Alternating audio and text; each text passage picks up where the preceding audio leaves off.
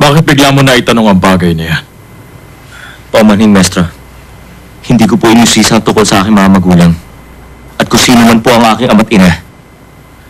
Alam ko po nagawa nila akong talikuran. Dahil may mabigat silang dahilan. Pero ngayon, Ngayon po, gusto ko malaman kung sino ako talaga. sa anong dahilan?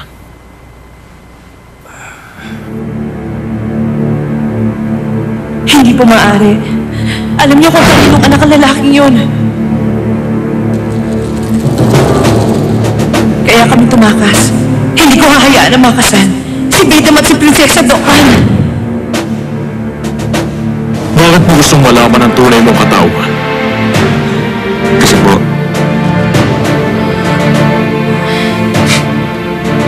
gusto ko mag-iisang warang. Ano ka mo?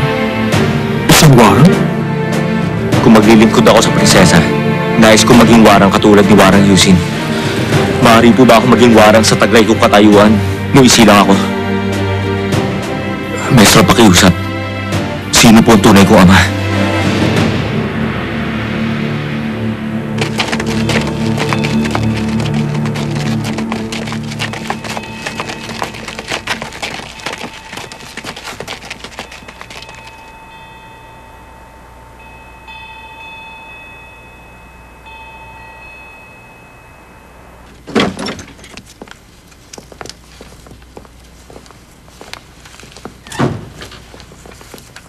Itong kanyang tanggapan. Dito nagtrabaho si Rener Cochilbo nang sinusulat niya at inaayos ang ating pambansang kasaysayan. Katulad pa rin ng dati ang mga nakikita niyo sa paligid. Ginagamit namin ang silid nito sa pag-aaral ng aming mga pantas. Ano po yung nasa banda ron? Parirala. Pababa pa lang. Maaaring basahin. Oo nga. Sa pagsikat ng araw, magliliwanag ang kalangitan. Ang liwanag na yun, magniningning sa sangkatauhan. Kahit pa lang, ganon din ang ibig sabihin. Ano pong tawag sa ganito? Ang tawag dyan, bugtungan ng mga salita. Bugtungan ng mga salita? Kaya na ninyo nakita. Nababasa ang parirala ng pababa at ng pahalang din. Sa tuwing nakakaramdam ng pagod at pagkabalisa si General Cochilbo, gumagawa siya ng mga bugtungan ng mga salita. Pagkatapos mo, napapanatag siya. Hindi lang yun ang libangan niya. Ang husay din niyang umukit nun. Umuukit siya ng mga dice na ginagamit sa panginom. At kung minsan, nakikita ko rin ang general na nagpipinta. Yun po mga sinulat niya habang inaayos niya ang pambansang kasaysayan.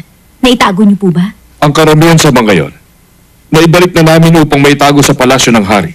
Ang naiwan na lang dito, ilang mga kasulatan. Yan ang pinag-aaralan ng aming mga pantas. Maaari po ba kaming tumingin sa paligid? Maaari po. Salamat.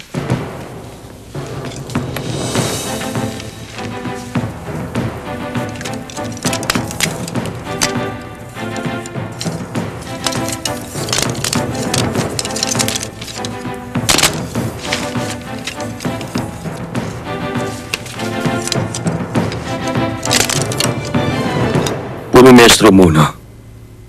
Anong dahilan at binigay mong ganong katanungan?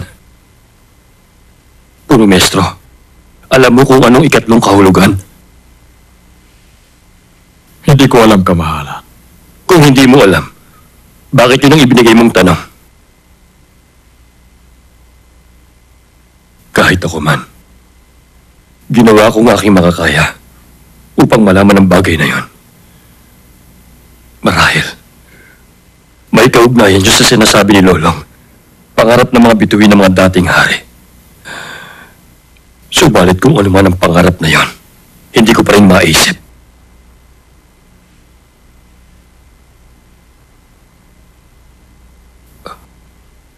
Ang ibinili niya sa aking pangarap nun. Anong pangarap ng mga bituin ang dapat na ginagampanan ko? Ibinigay ko po ang katanungang yun dahil nais kong malaman ang sagot. Maaaring si Lady Michelle lamang ang nakakaalam ng kasagutan. Si Michelle lang ang nakakaalam.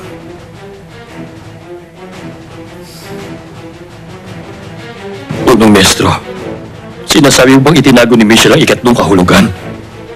Binago niyang kasaysayan? Hindi nila malalaman ang kasagutan. Dahil ang mga nakakaalam lamang, si Punong Ministro Sejong at ako, si Nishil. Kasabay ng pagpanaw naming dalawa, ang kasagutan, malilibing na rin sa ilalim ng lupa. Kung ganun, wala po kang balak sabihin sa amin kung ano yun? Wala nang ibang dapat makaalam. Kahit pumunta pa sila sa Hong Yongsa at basahin ang lahat ng nakasulat, wala pa rin siyang matutuklasan. Para sa kapakanan ng sila, hindi niya dapat malaman ang sagot. Hindi na dapat.